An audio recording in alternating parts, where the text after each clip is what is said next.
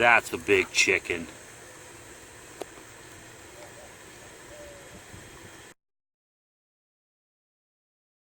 All right.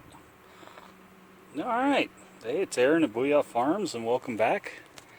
And here's the latest tree I picked up this weekend. It's a all-in-one. It's an all-in-one almond. It's a Dave Wilson tree. I'm not a big fan of Dave Wilson trees, but I wanted to try almonds back here again.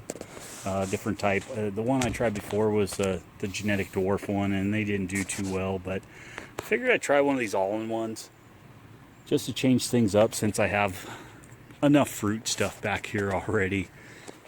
Try and grow some nuts. I want to try some pecans. I just don't know if I have the water for it, but I figured I'd give almonds a shot.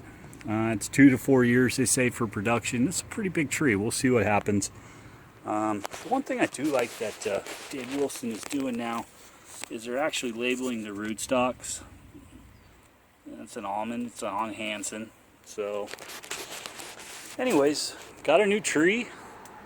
Picked it up this weekend. Gonna put it right here in line with the rest of them against the wall. And pay attention, and I'll get back to you.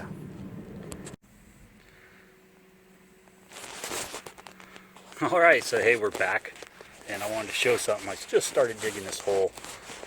You can see a pretty good soil layer thing working here. The top of it's really organic and dark.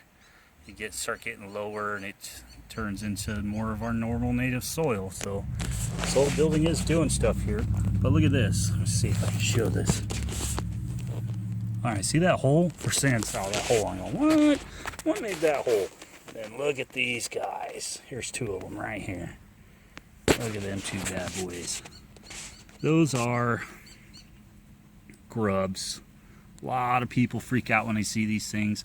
These are the grubs of the, crap, I forgot the name of them. The green beetles we get every summer. Friggin', what the heck are they called? Green beetles? I don't know. I don't remember what they're called. But these are the grubs of those. Everybody knows what they are. If you got a garden, you've seen them flying around, running into stuff around your garden. And a lot of people freak out when they see these things. There's really nothing to worry about them. They're actually a really good sign of soil health. They're decomposers, so they don't eat anything alive. All they're going to eat is dead stuff. And all they do is they take the dead stuff, they chew it up, they poop it out, and it's even more refined and makes your soils that much better. So I am going to throw these over the fence to the chickens, but if you do see these grubs, don't freak out on them. They're not going to hurt anything. They're just a bunch of green beetle larvae. What the hell are those things called? I don't know. I'll have to come back. I'll remember as soon as I turn the camera off. Anyways, I got to keep digging. I just remembered now, too, I hate buying these 15-gallon trees. The hole's 3 times as big. I'd rather just buy a 5-gallon tree and start out that way, but that was the only choice I had. So stay tuned for more hole action. Hey, all right. We're back. I got the tree out of the pot. More or less what I've been doing is kind of, you got to get in here and open this thing up, man. It's been in the pot for a while, and you just got to open this thing up. It seems traumatic to the tree at the time, and it kind of is. That's why you plant them in the fall.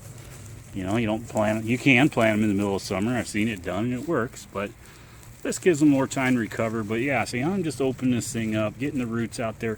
I've set the level of the tree already. We're going to go through that once I get it in the hole. And yeah, we're moving right along with this almond planting. All right, we're back. Tree's in the hole. Got it set the way I want. Got it straight. I want to show you all something here. See this right here? Let's see, get a good picture of it. See that? See that root coming out of there? That is called the root flare of a tree.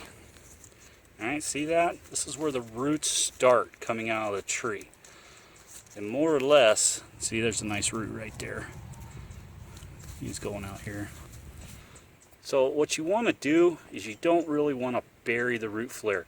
Actually, I like to keep the root flare an inch or 2 above the ground. It keeps that part of the tree dry, and you want to keep that dry because you can actually drown one of these trees. So I like to keep the root flare a little high, and then the easy way to check I got a rake, and you can see the rake is dead level with the root flare. And actually I'm going to put another scoop or two of dirt in there just to bring this tree up a little bit more. But anyways, don't plant your trees too deep. And the trick is, find the root flare. You've been poking through this thing already. There it is. Put something straight across the hole and get the root flare, you know, an inch above the ground level. It's not that hard. So I'm going to pull it out one more time, put another scoop of dirt in, and start backfilling. Alright, we're back. This is the final part of this video. And trees in the ground. Went in pretty easy. I got the hose going on it right now. I've actually got it set for sprinklers. I just wanted to put the hose on it right now. That's one thing I would tell people. If you're going to plant more than 1 or 2 fruit trees, set yourself up some irrigation. It's just going to make your life a lot easier down the road. You might be noticing now there's no tree well around this thing. If you look, this whole side around here along the fence is actually a basin. I've made it purposely 3 or 4 inches lower than the rest of the earth around it. You can look at it. It's pretty high up in here. And this whole thing fills up with water, and that's what it's meant to do, is collect water. But yeah, the tree's in. I'm giving it some water. Looks pretty good. We'll see. Yeah, I know. Pay attention in a couple more years, maybe I'll have a cool almond video. I don't know. Thanks for watching. Keep on watching. This has been Aaron from Booyah Farms.